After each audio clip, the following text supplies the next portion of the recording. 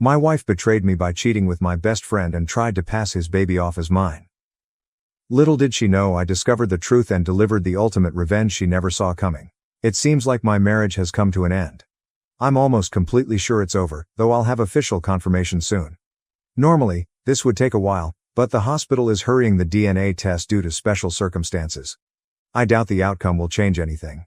As I sit in a bar just 10 minutes away from the hospital, my phone keeps going off on the table. I keep glancing at the screen, even though I know the doctor won't call for a few more hours at least. I'm ignoring calls from my wife, kids, and in-laws. I'm pretty sure they all want to know what's happening, and honestly, so do I. The baby is adorable, with blonde curls like her mother. She weighed 7 pounds, 12 ounces and measured 19 inches long at birth, a perfect full-term baby.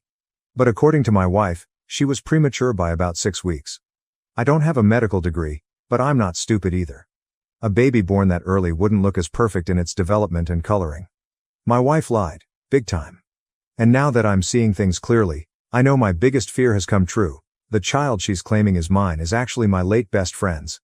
The waitress brings my 5th shot of Jack Daniels. At this rate, I'll spend $1,150 on a bottle that usually costs $125, but honestly, I don't care. I sink back into my numbness. It feels like a lifetime ago, especially for Gary. He, Tracy, and I were like a trio from the time our families moved onto the same block, all within a 2-year span, when we were around 5 years old. Gary's family and mine moved in during the summer, and Tracy's family joined us the following spring. Gary and I were already close, but Tracy blended in perfectly. Being quite the tomboy back then, she could outrun me and outmuscle Gary, and there wasn't a sport or game we played without her. While other girls played with dolls, Tracy was out playing kickball or stickball with us guys, and she held her own. As we hit our teenage years, things changed a bit. Tracy especially transformed physically. She went from a skinny blonde with long pigtails to a young lady with developing curves, silky hair, and a new shape. Both Gary and I noticed, but we kept quiet about it, afraid Tracy might knock us down if we said anything. A year later, Gary occasionally wasn't around for some reason, and I didn't really mind those times. Tracy and I felt closer, both physically and emotionally. One summer Sunday afternoon, when Gary was out with his family, Tracy and I sat together on my porch swing. I can't recall what we were talking about, but suddenly, she leaned over and gave me my first kiss. "Wow," I whispered, unable to say anything else. Tracy blushed as we locked eyes. I reached for her hand, and we sat together rocking. The next day, Gary was back, and if I hadn't been part of the kiss the day before, I wouldn't have believed it happened. Tracy acted like nothing was different. At one point, I tried to hold her hand, but she calmly pulled away. I was confused. As our freshman year's Christmas dance approached, I thought it was the right time to ask Tracy officially. One day, as we walked home from school, I mustered the courage to ask. Trace, if you're not busy next month, would you like to go to the Christmas dance with me?"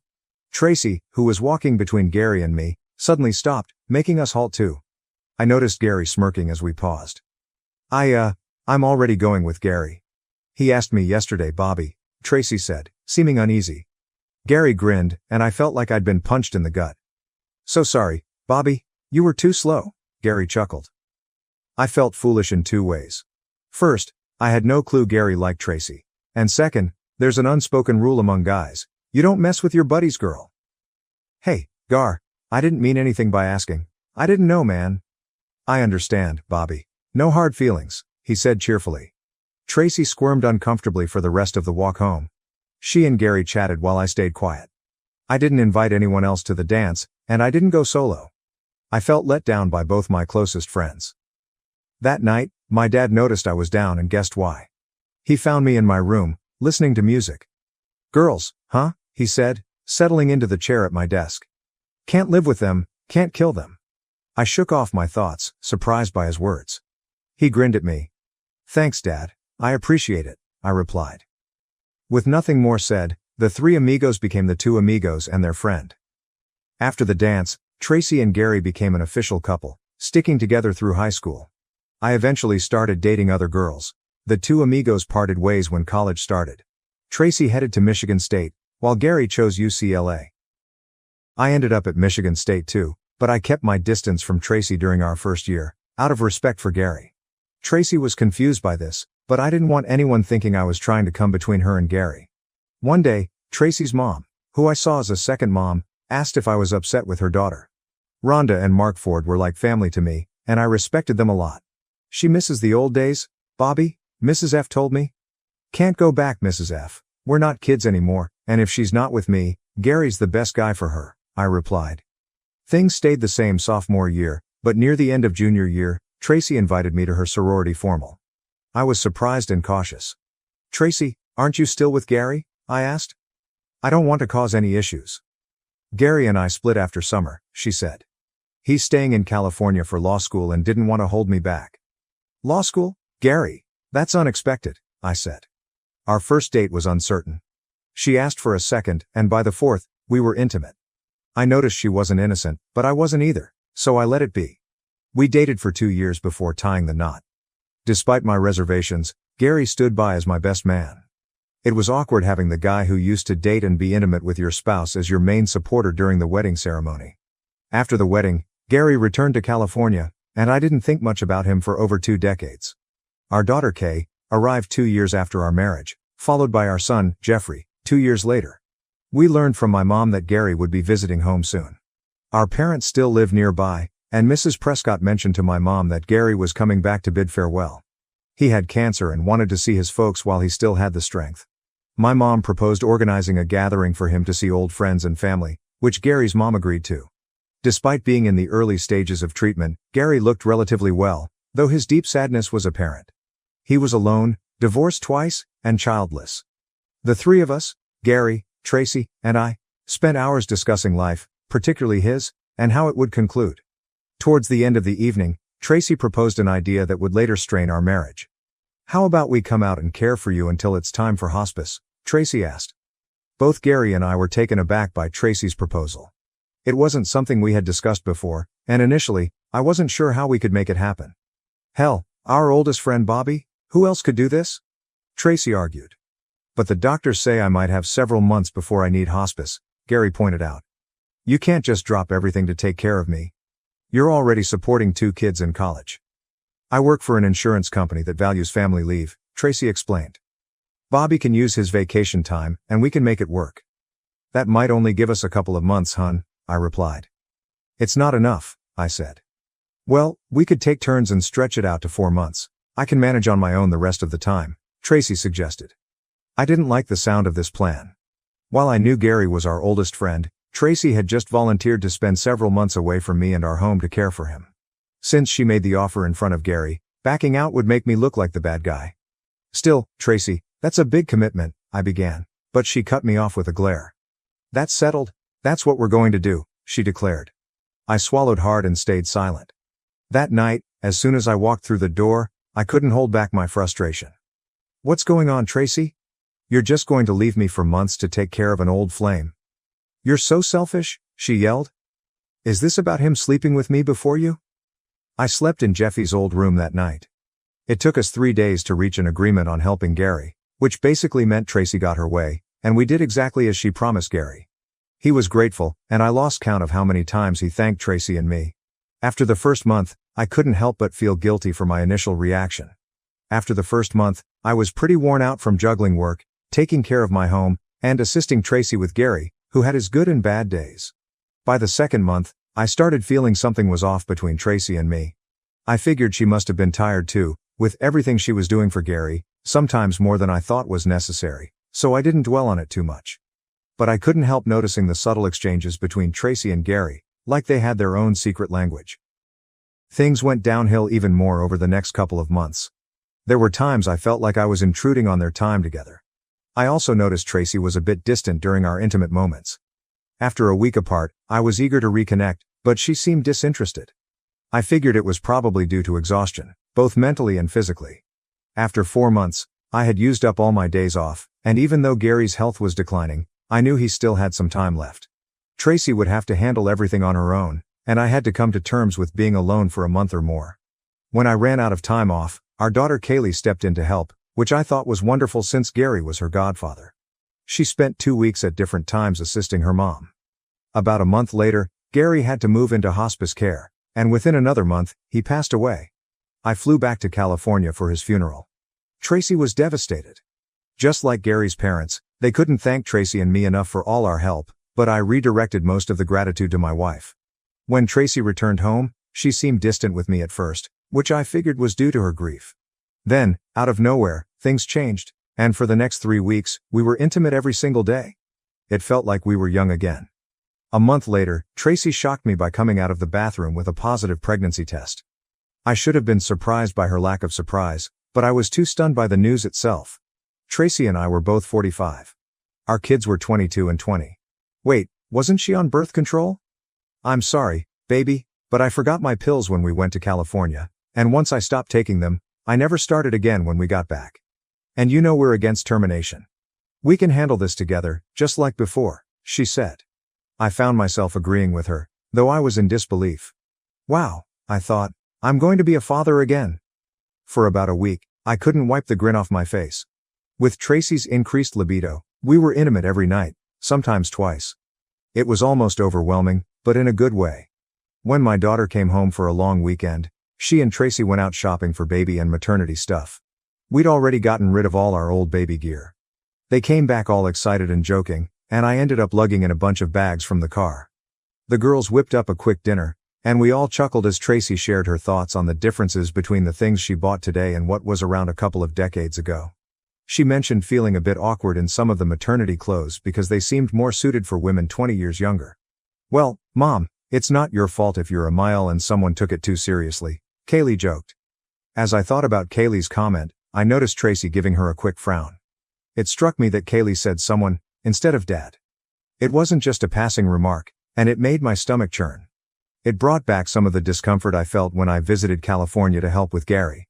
I kept my thoughts to myself but stayed alert for the rest of the weekend.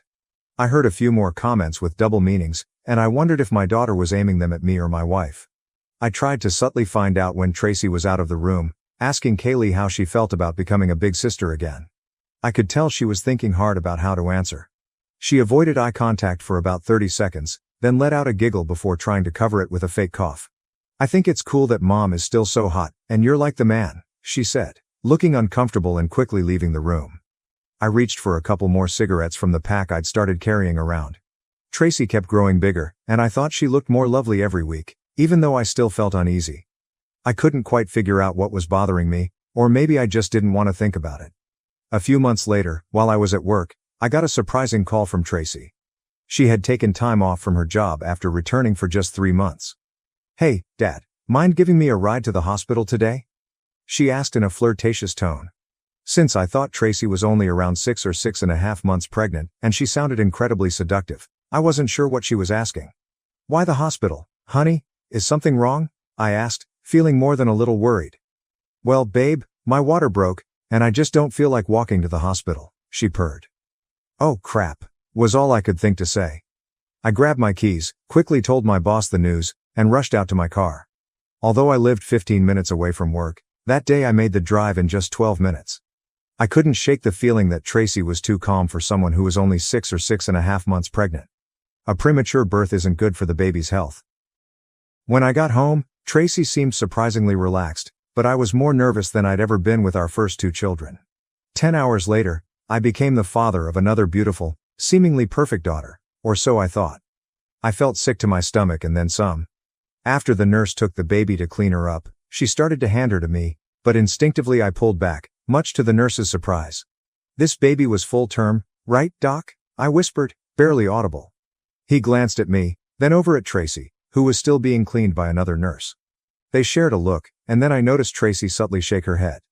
I'm sorry, Mr. Marsley, but I can't discuss the baby's health with you. You're not authorized on the privacy list, it's a HIPAA regulation, he replied. I'm not proud of what I did next, but I lost control. To hell with HIPAA, I yelled, causing him and every nurse in the delivery room to startle. If that's my kid, I have every right to know about their health. And if she's not mine, and you know it, you can't legally list me on the birth certificate without my consent. And let me tell you, you definitely don't have it. Now get me a damn DNA test. The room fell silent as I stormed out, shedding my delivery room gear as I left. I caught a glimpse of both our parents in the room as I exited the hospital. I hung around at the bar, downing shots, number 6 and 7, and munching on a burger. By then, everyone who mattered in my life had called, except for the doctor with the DNA results.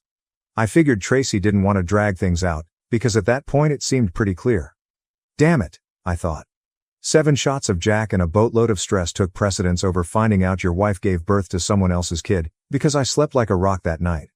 My voicemail and inbox were jam-packed. Assuming everything went smoothly after I left, I was supposed to bring Tracy and the baby home today. I took a quick shower and headed back to the hospital, feeling like I was being pummeled from the inside out. Tracy was nursing the baby when I arrived at her room. I walked in, slumped into the chair by her bed, and didn't say a word. The baby was dozing, so Tracy unhooked her and settled her into the bassinet next to her bed. "I don't even know where to start, Bobby," Tracy whispered, tears welling up in her eyes. It wasn't planned. I went there to support him, to be a friend, honestly. But then he had some rough days, and one time he was crying, and things happened. We ended up in bed. Like old times. Once it started, it was hard to stop, especially when you'd visit. We'd go back to being together, and it felt weird and guilty, but I didn't know how to stop. Maybe I didn't want to? We were together for 4 months, the last 2 non-stop since you weren't around. But truthfully, we were intimate when I wasn't on birth control too, so it could have been you who got me pregnant. But it wasn't. She kept her gaze on the baby as she confessed. I absorbed it all until... "Wait, you were with Gary when Kaylee was here?" I asked, feeling dazed. Tracy blushed deeply, and I struggled to contain my anger. "She knew and didn't tell me?" I exclaimed, frustration overwhelming me. "Please tell me you at least talked to her or promised her something. This can't be real. Did Jeffrey know? Or our parents? Is everyone aware that I've been betrayed?" I vented, my voice raw. Tracy's eyes widened, tears trickling down her cheeks. "I trusted Kaylee to understand. We didn't hide it from her." "Yes, I asked her to keep it secret. That's on me," Tracy admitted. "No, Jeffrey doesn't know, and he won't. Only you, me, and Kaylee know. I want to keep it that way so we can do right by Bobby Geraldine. She might not be biologically yours, but she's yours. Now we have to be there for her, just like we are for Kaylee and Jeffrey. We're her parents, plain and simple. We're doing this for her and to honor our best friend." "Best friend? He couldn't have been my best friend if he slept with you. You just don't do that to someone you call a friend," I retorted. "He was dying, Bobby?" "We had been intimate before," Tracy explained. "But not while you were married to me, right? Or is there more you're not telling me?" I pressed. Her eyes flashed with anger. "No, absolutely not, Bobby." "Bobby Geraldine? Really? Is that supposed to make things better? What's her last name?" "Bobby Geraldine Martin. Remember, that's my last name too. But Gary's listed as her father on the birth certificate. Only you and I need to know about that if you still don't want to be listed," she clarified. "Oh right," I muttered. "Why, Bobby? He was our friend. He's gone. I offered him comfort and love in his final days. What's wrong with that?" "You make it sound noble, but you were married. You crossed a line. You didn't consider our vows, our trust, or how it would affect me," I countered. "Yes, it's your body, and I don't control you. But we promised faithfulness before our families and God. We should have talked about this first. Our vows weren't meaningless. I won't raise a child another man fathered with my unfaithful wife." "But she's Gary's child," Tracy protested. "You'd raise her if Gary had died and she was alone." "Maybe, but I never agreed to raise his child with you," I replied sadly. "You know I care about you, Bobby. I don't want to risk losing what we have because of this mistake," Tracy pleaded. I interjected. "No, that's not what I was going to say," she retorted. "Okay, maybe it wasn't the smartest choice, but I won't call it a mistake. The mistake was not discussing it first, and I take responsibility for that. We didn't talk about it because you knew I wouldn't approve of you being with Gary, let alone having his child," I grumbled. "And if it weren't for you getting pregnant, you might never have told me about the affair. Despite how it started, you chose to keep doing it, even in front of our daughter." Humiliation spelled out loud and clear.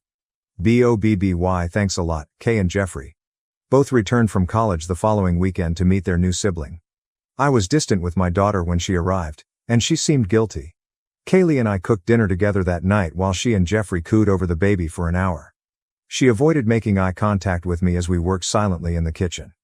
After dinner, Jeffrey cleared the table, and I pulled Kay aside to talk privately on the back patio. I confronted her. "You knew Mom was cheating on me and didn't say a word?" Kay recoiled at my outburst, her eyes welling with tears. She hesitated before finally meeting my pained gaze. "I thought what you and Mom were doing for Uncle Gary was admirable. When Mom did what she did, well, I was shocked at first.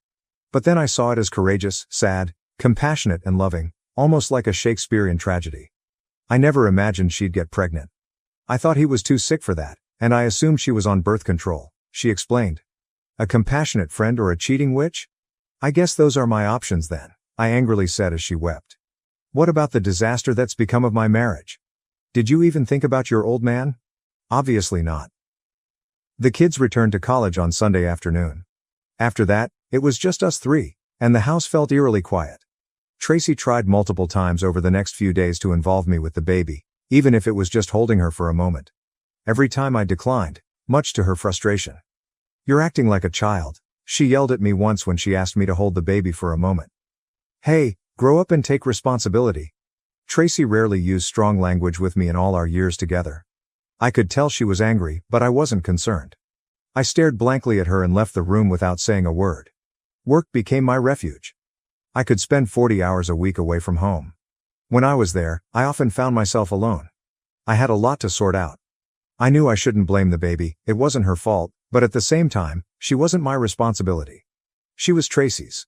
Eventually, I concluded that divorce was my only choice. I couldn't tolerate Tracy's betrayal and disrespect. Every time I looked at the baby, all I could picture in my mind was Tracy and Gary together. I returned home to find Tracy sitting at the kitchen table, tears streaming down her face with a cup of coffee and a large envelope spread out in front of her. I guess I'll order pizza. Pepperoni and breadsticks, all right, I said softly as I entered the room. Is that all you care about? Dinner? She snapped, her tone filled with bitterness. Don't you love me anymore? I sighed heavily, poured myself a cup of coffee, and sat down at the table. I don't love you nearly as much as I did a few weeks ago, I replied. You don't seem to realize that you destroyed everything when you got involved with our best friend. If I were you, I'd find myself a lawyer and go inform Gary's parents that they have a granddaughter. I'm sure they'll be ecstatic. You know I don't want a divorce. I still love you. Just calm down and think this through. Will you really be better off alone? I doubt it. Please think about it, honey. That's all I've been doing. This isn't just about me, it's about you breaking our promises and tearing my heart apart, I explained. But if you love me, can't you find it in your heart to forgive? We can move past this. We belong together, Bobby, you know it, Tracy pleaded. I thought I did, but this isn't something you can fix with a simple sorry. 24 years down the drain, I replied. My first call was to my son. I told him about Tracy's actions and the baby being Gary's child. He listened quietly, then muttered a curse. I informed him that I had filed for divorce. I hope so, Dad. That's terrible. What was Mom thinking? He tried to comfort me. I could tell he was really upset with his mother. I reassured him that despite what Tracy did to me, she still loved him just as much. He asked me, what do you plan to do about the baby? Absolutely nothing. She's not my responsibility, neither financially nor emotionally. I'm sure things will be fine financially, I replied. Just help take care of your sister. Half-sister, Dad. Half-sister, he corrected. I hadn't spoken to my parents until the day after Tracy was served. My dad was furious with both of us, Tracy for betraying me, and me for allowing Tracy to spend time alone with Gary.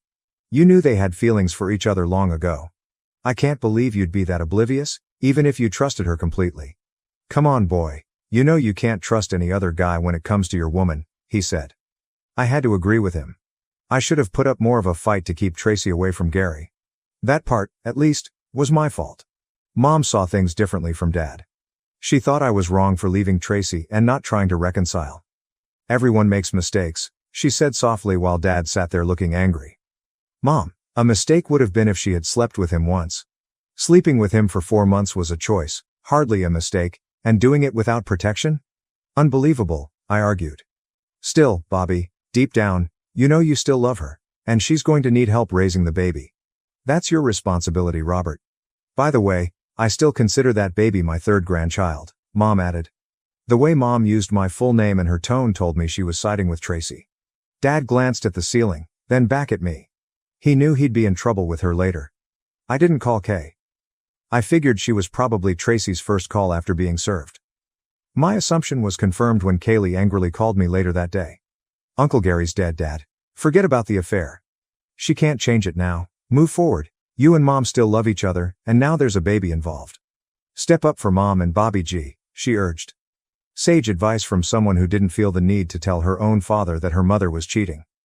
Somehow, I don't feel the need to consider your opinion anymore, I replied. I later heard that Gary's parents were shocked and thrilled to learn they had a granddaughter. They were upset Tracy had planned to keep it a secret but understood her reasons. A day later, they called me, urging me to stay with Tracy and raise Gary's daughter. They believed I was the best person for the job, given our close bond over the years. Thanks for the confidence, but I'm not that guy. I'm too furious with Gary and Tracy to think straight, I confessed. I could almost feel Gary's parents recoil over the phone, but I couldn't bring myself to feel too guilty. I was just being honest. Then came the calls from my in-laws, pleading for me to stay with Tracy. They acknowledged her actions were terrible and foolish but believed she still loved me and wanted to raise her child with me. I appreciated their concern but doubted I could overlook what had happened. Tracy fought the divorce, and her lawyer arranged 12 joint counseling sessions. I had to go, but I wasn't about to be a pushover during them. When I entered Dr. Jocelyn McAdams' office, she seemed proper and professional. She looked about 10 years older than Tracy and me, dressed in a gray blazer and a business-like skirt. Tracy was already seated to my right. Dr. McAdam asked Tracy to speak first, and as she did, I drifted off into my own thoughts. I assumed I'd have my chance to speak next, but I was wrong. Mr. Martin, it appears that you hold the key to your marriage's fate. By setting aside your pride and working things out with Tracy, you can keep your family intact. Wow. That was unexpected. Coming from a supposed professional, it felt like everyone was telling me to suck it up and move on. Had I entered some alternate reality? Wait a second, Doc, I began, but she cut me off. Dr. McAdam, please, let's keep this professional. I don't want either of you to see me as a personal friend or ally, she said. Is that your stance, Dr. McAdam? Is that what matters most to you? It seems like you've already taken a side without hearing my side of the story, I said. I stood up, turned, and walked out. On the way home, I called my lawyer, insisting on a neutral counselor for future sessions. The next counselor at least heard me out after hearing Tracy's side, but I still felt like I was fighting an uphill battle. You've admitted you still care for your wife, Mr. Martin? She loves you, and now there's a baby involved. What would it take to reconcile? Dr. Lauren Event asked. Firstly, we've never really been a family. That's not my child. I won't raise someone else's baby, I replied. So this is about your pride? Dr. Avent said with a smug look. I can't seem to win with you folks, can I? I said, frustration evident in my voice. Why is this all about me? Let me paint a picture with words. I wasn't the one who betrayed my spouse or had another man's child. You should be asking Tracy why she made those choices and what she plans to do about them, I said pointedly. I glanced at Tracy and noticed her frown.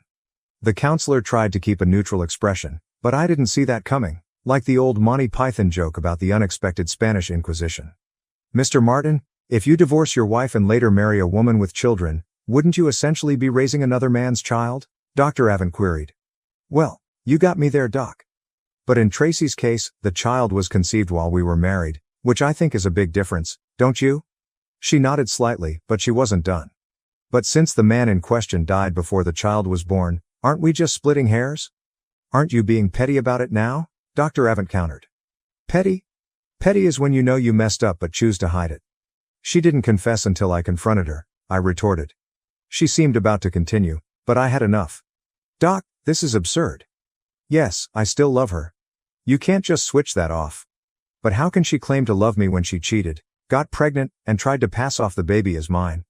If she truly loved me, she wouldn't have done that. It wasn't a one-time thing, they had multiple encounters. Now she's telling everyone it was out of compassion. He was a close friend, and he was dying. If it was so compassionate, why didn't she discuss it with me, her husband? Because she knew I would say no, and she knew it. I understand it's her body, but once we made vows, she gave up the right to give her body to another man without talking to me, just as I should do if I wanted to be with another woman. Once we committed to each other, we weren't operating in isolation. Simple as that, Doc, I concluded. The counselor sat there, appearing like a contemplative patient, her eyes open, tapping her pen on her pad. Is there enough love left for you to try being a husband and father? Dr. Event asked. You still love your wife, and the baby's biological father is gone. Let's not make her a victim. Step up. That's a good one, Doc. Attacking my manhood, huh? My wife and our best friend tore my heart out. If he were alive, I'd punch him. My love for her is fading fast. As for the baby, it's unfortunate, but not my responsibility. Translation: there's no saving this marriage. At the next counseling session, I stayed silent except for greetings and farewells. Tracy begged and cried. I can see you won't reconsider, Mr. Martin. I'll inform the judge, Dr. Event concluded. Thanks, Doc. The divorce was finalized 6 months later, just before Christmas. In our no-fault divorce state, we split everything evenly. Tracy paid me for my share of the house, which was fair since she had a child to raise. Gary's inheritance helped with the house, and I provided alimony since I earned more. Though my son supported me, I knew he wanted to spend Christmas with the family, including his mother, sister, and baby half-sister.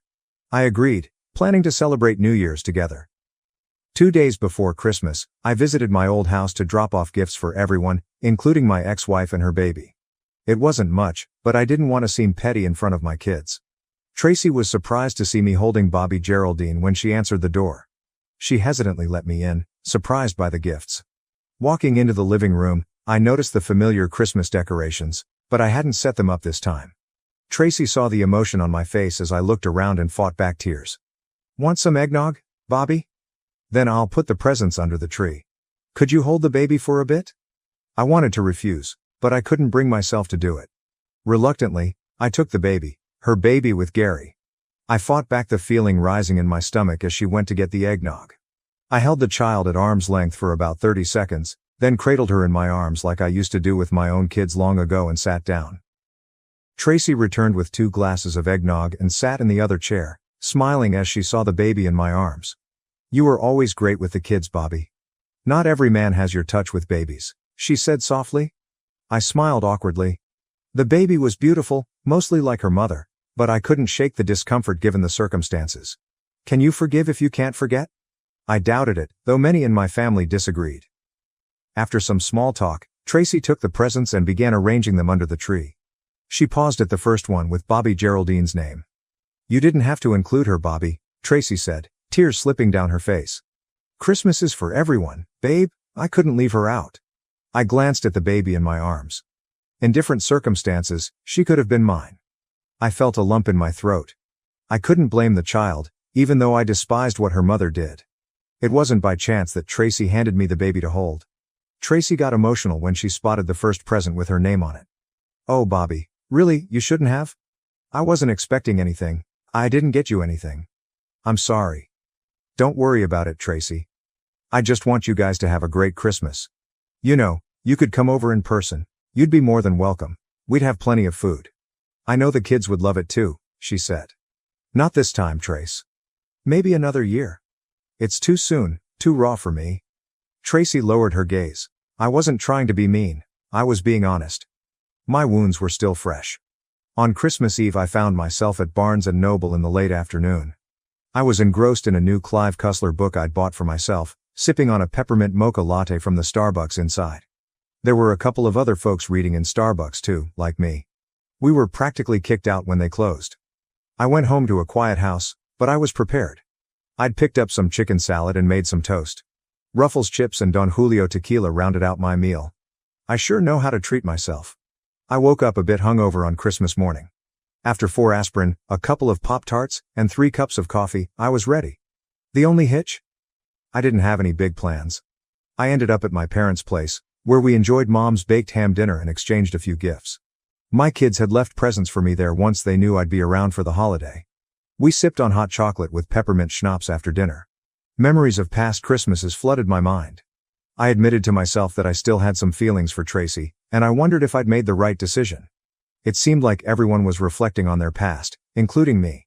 We hope you're okay with it, Bobby, but Dad and I see Bobby Geraldine as our grandkid, and we got her Christmas presents. Mom broke the silence.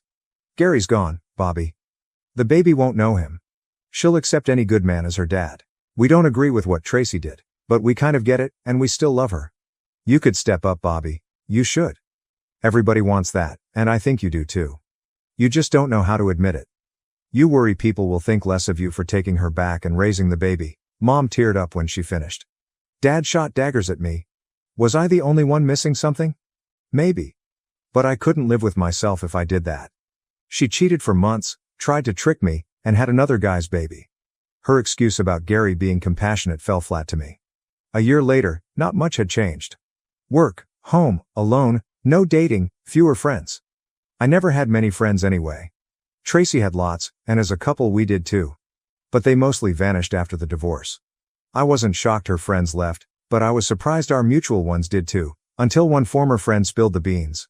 Tracy was telling everyone I ditched her after the baby, without mentioning it wasn't mine. I was at a local bar solo when Carl and Susie Dimmy walked in and sat down. They were part of our friend circle, but their reception when I greeted them was icy. Susie sneered, and Carl was barely polite. I hadn't done anything to upset them, so I was pissed at the frosty welcome and wasn't about to let it slide. "What the heck did I do to you guys?" I snapped. "Not to us, but to Tracy," Susie spat. "How could you abandon the sweetest woman alive just 'cause she had a baby late in life? You're awful, you know." "Is that what this is about?" I asked, stunned. "Hear me out before you judge." They gestured for me to take a seat, but I was too agitated, so I remained standing in front of their table. I leaned in close to avoid shouting. "Let me guess, nobody told you that the child you're talking about isn't mine, right? She got pregnant by her ex, who passed away from cancer shortly after. She tried to trick me into thinking it was mine. 24 years of marriage, and this is the loyalty I get. No, I didn't leave her. She left me. Screw her, screw both of you, and screw whatever else you believe." I left my stunned ex-friends at the table. My second Christmas as a divorced man kicked off just like the first one. This year's Christmas Eve Losers Club at Barnes & Noble consisted of 4 people, me, another guy, and 2 women. I glanced over at them. One had curly red hair, freckles, and a friendly face, while the other, she was stunning. Asian, with long black hair, curves peeking through her sweatshirt and tight jeans. Her skin was flawless, and I figured she was around 50 or so. After observing her for a moment, I thought, why not? All she could do was say no. I grabbed my book and latte and approached her. She looked up as I got closer. "I didn't see you here last Christmas Eve. You're new to the Christmas Eve Losers Club." "I'm Bobby, the club president. What brings such a beautiful woman out on this special day?" She giggled at my lame joke, which was the most pleasant sound I'd heard in a while. Encouraged, I continued. "I know it's a long shot, but I actually have another Hungry Man dinner in my freezer that I could heat up tonight if you don't already have plans. I know we've just met, but..."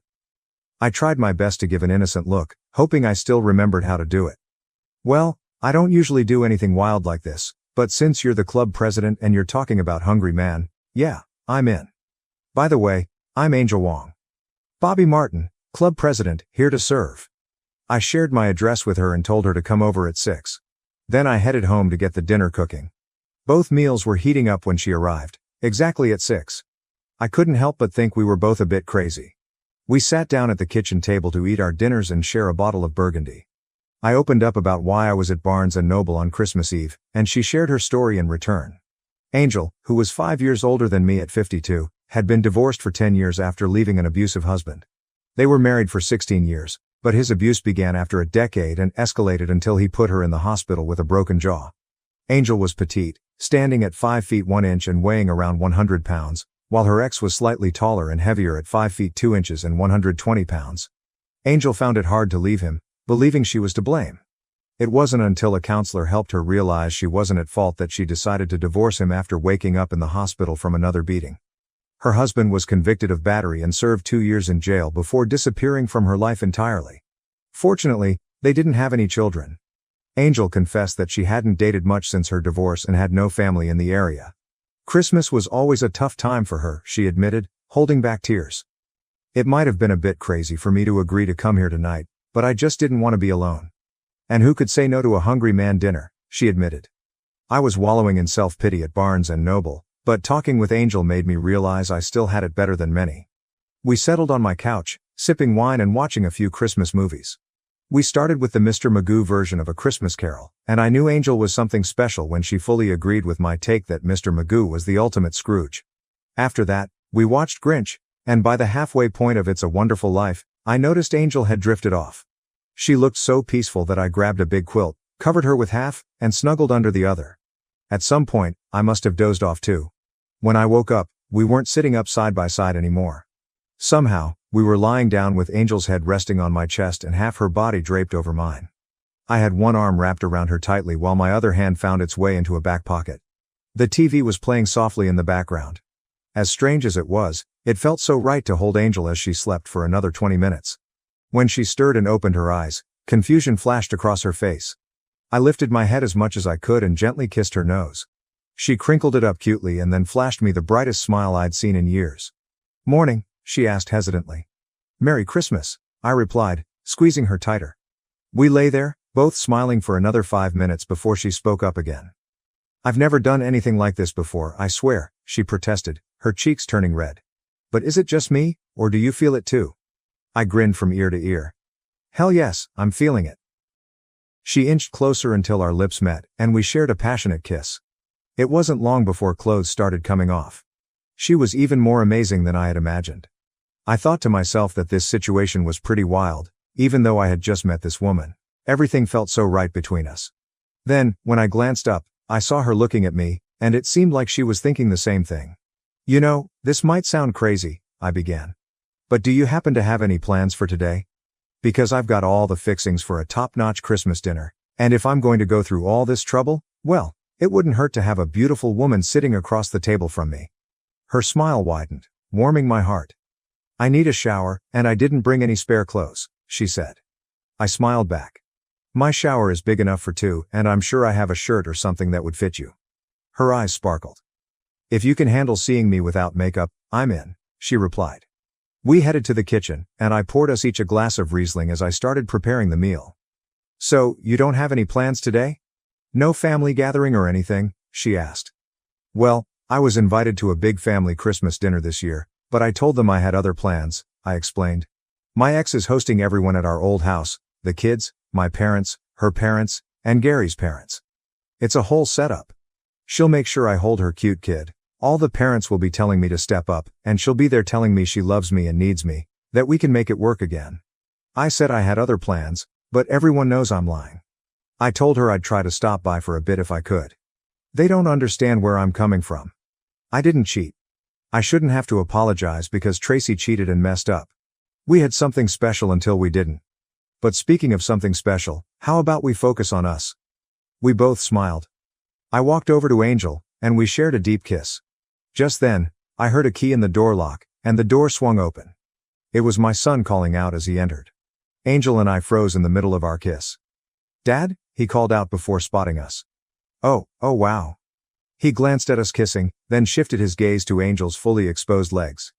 I'm pretty sure all three of us turned red. Angel hurriedly lowered her legs and stood behind me, trying to appear modest in that sweater. Jeffrey quickly turned away, seemingly to respect Angel's modesty, though I think he was just as embarrassed as she was. "Mom knows I have a key to your place, and she asked me to come here and drag you back to the house for Christmas dinner because she was sure you were sitting here by yourself, being pathetic." "Well, I guess you weren't lying about your previous engagement, and that's hardly pathetic. I'm sorry if I interrupted something." "You're not interrupting anything other than my Christmas meal prep," I said a bit too hastily as Angel and I exchanged embarrassed looks. "Jeffrey, can you turn around so I can properly introduce you to Angel, my Angel?" Jeffrey reluctantly turned around and stepped into the kitchen. It was pretty obvious that Angel had nothing under the sweater, but at least she was covered.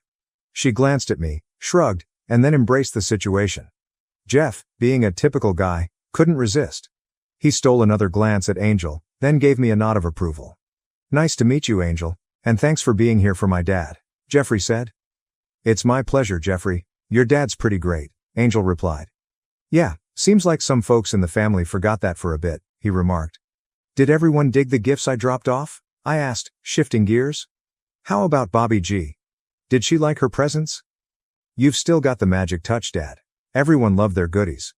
The baby adored her gifts. You wouldn't believe how much stuff she scored under the tree, especially with all the grandparents pitching in," Jeffrey answered. Good, I said, nodding in satisfaction. Then Jeffrey mentioned he had to head out. After nodding at Angel, he got a big hug from me. "New Year's," I suggested. "I swear Angel will be more dressed." "Oh yeah," he replied, turning red. Once Jeffrey left, Angel shot me a look. "That wasn't too awkward, was it?" she questioned. "And what's this about New Year's?" "Not this time," I teased. "But where else would my future wife be on New Year's?" "Pretty confident, huh?" she teased back. "I'll be even more confident when you pick out your ring tomorrow morning at Ciaro. Can I at least go home first and put on some clothes?" "If you insist," I said, pretending to be disappointed. The following morning, Angel selected a 1-carat Marquise cut diamond engagement ring. Afterward, we grabbed lunch, and I shared the news of our engagement with my son and then my parents. While my son was genuinely happy for me, my parents didn't seem as thrilled. I think they still held on to the hope that I'd reconcile with Tracy and raise her child as my own. "Isn't this all a bit sudden, dear?" my mom questioned. "Are you sure you're not doing this just to get back at Tracy? You know she still cares for you, right?" "Mom, I'm not out for revenge. And as for Tracy's feelings, her actions speak louder than words, don't they? Tracy's priority is Tracy." I didn't bother informing my daughter, though we had patched things up to some extent. She still sided with her mother, seeing Tracy's actions as heroic and rooted in love. I figured she'd eventually find out and try to convince me to take her mother back over Angel. After spending more than 25 years with Tracy, my budding relationship with Angel seemed inexplicable. I couldn't rationalize our mutual attraction or how seamlessly she fit into my life. Our conversations flowed effortlessly, and it felt like we'd been together forever. While I wasn't one to believe in love at first sight, everything about us felt right. Angel wasn't a spring chicken either, and she appeared just as bewildered by our instant and profound connection as I was. Initially, we analyzed things extensively, but then we realized we were overthinking it and decided to let things unfold naturally. And natural felt right. Within a month, she moved in with me, and for the next 6 months, we were rarely apart. Despite Angel not being Tracy, my parents seemed to approve of her. However, my daughter Kaylee made her dislike for Angel evident, presumably because she still hoped I'd reconcile with her mother. We had a small wedding for ourselves 6 months later. I invited both children and my parents, while Angel invited a cousin, a friend, and their families. We booked a private room at one of my favorite restaurants for a cozy celebration. It was a wonderful day, except when Kaylee confronted me. "Why weren't Tracy, Bobby G, and my former in-laws invited?" "I didn't invite your mother because she's my ex-wife, and it wouldn't be fair to Angel. Plus, we're not on friendly terms. Ex-in-laws don't usually get wedding invites." Angel and Tracy finally met 2 years later at Kaylee's wedding. Tracy organized a beautiful event, and I happily covered the expenses. Angel, being elegant and intelligent, tactfully stayed out of the mother of the bride's way during the planning. At the wedding, besides financing it, I proudly walked Kaylee down the aisle. Memories flooded in as I glanced at Tracy, recalling moments with her and Kaylee, like coloring and baking cookies. It reminded me that our 24 years together weren't all bad. Angel sensed my emotions and comforted me during the church service. Her gentle kiss assured me that I could handle the day. During the rehearsal dinner and wedding, Angel interacted with Tracy only when necessary, not out of fear but out of respect. Tracy, on the other hand, seemed annoyed whenever she saw Angel. Later, I learned she and the grandparents believed Angel was taking Tracy's place and that our marriage wouldn't last. Fast forward, our supposed short-term marriage just hit 25 years. Angel and I celebrated with a nice dinner and a quiet night together. It wasn't as wild as it might have been years ago, but we enjoyed cuddling afterward, falling asleep in each other's arms. Looking back, I can't complain about life's journey. I had a good first marriage for 24 years, followed by a great second one that's lasted 25 years. I have 2 married kids who've blessed me with 3 adorable grandkids. Tracy never tied the knot again. According to my kids, not many guys were interested in a middle-aged woman with a young kid, despite her good looks. They speculated she had some flings or she'd be in jail by now. My kids keep in touch with Tracy and their half-sibling. The child got a heap of love from all 3 sets of grandparents until they passed away from old age. My son, the only one who stayed in contact regularly after my divorce, said Tracy didn't date for the first 5 years, probably thinking my marriage wouldn't last. I'm sure Angel disappointed her,